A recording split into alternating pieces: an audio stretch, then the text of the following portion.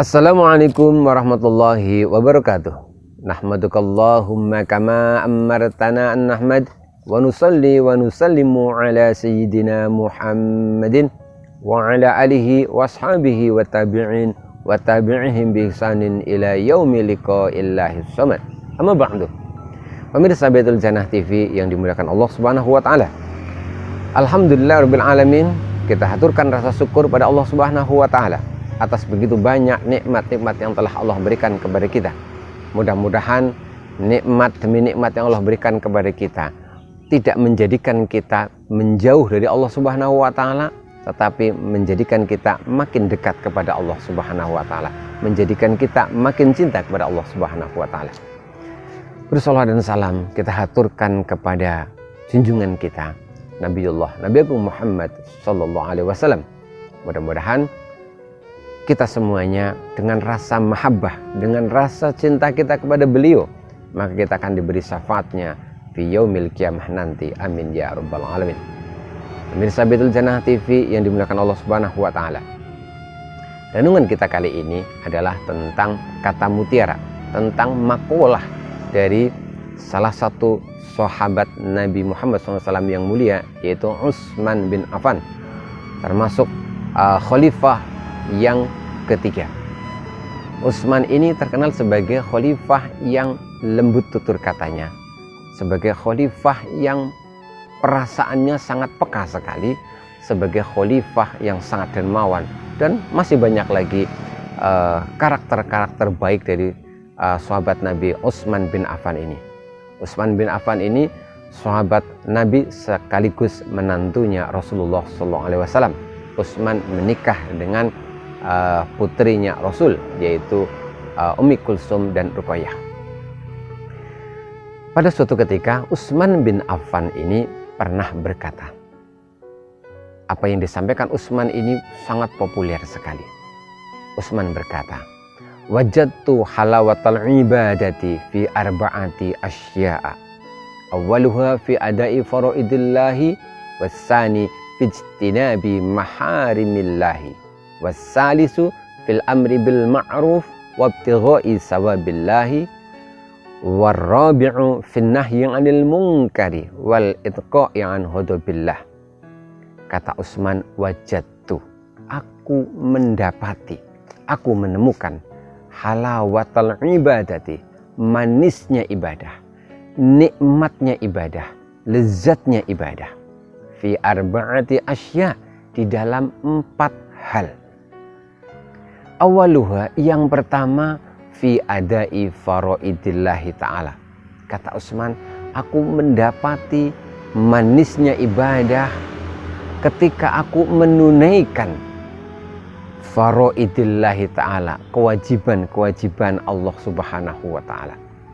Wassani fijtinabi maharimillahi ta'ala, aku mendapati manisnya ibadah ketika aku bisa menjauhi larangan-larangan Allah Subhanahu wa ta'ala.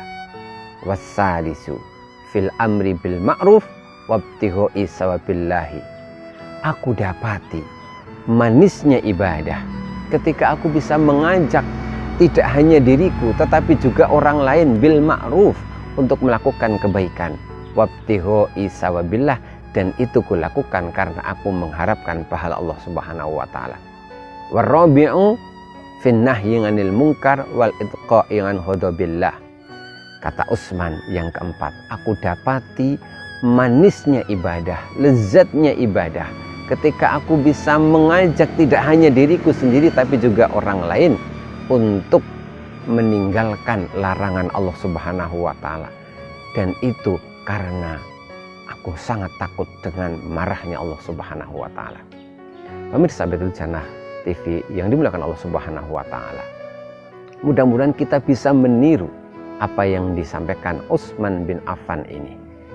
Kita lihat satu persatu bahwa Utsman ini yang mudah-mudahan bisa kita tiru, merasakan nikmat, merasakan bahagia, merasakan lezatnya ibadah.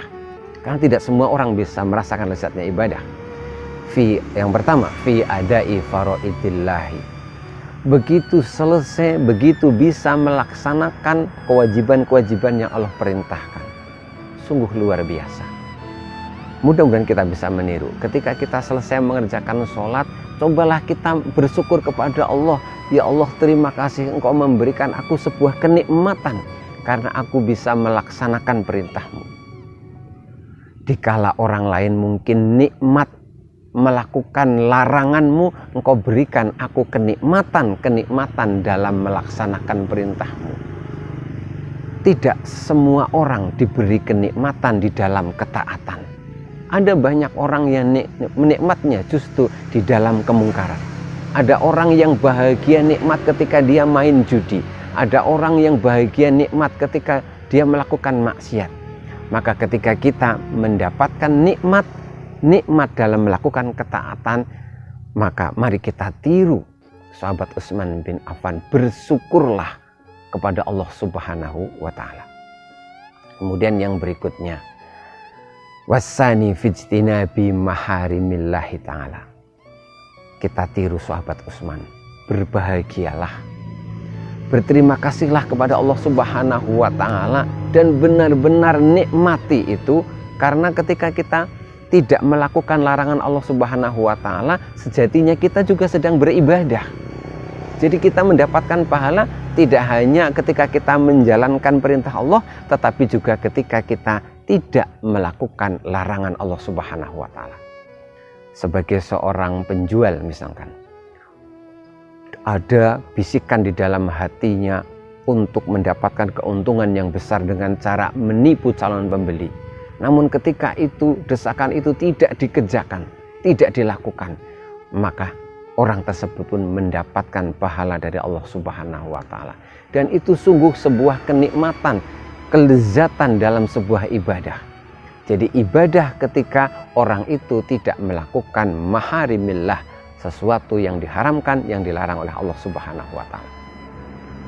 Kemudian yang ketiga, yang mudah-mudahan kita bisa tiru dari Utsman bin Affan itu adalah fil amri bil ma'ruf wabtighoi sawabillah.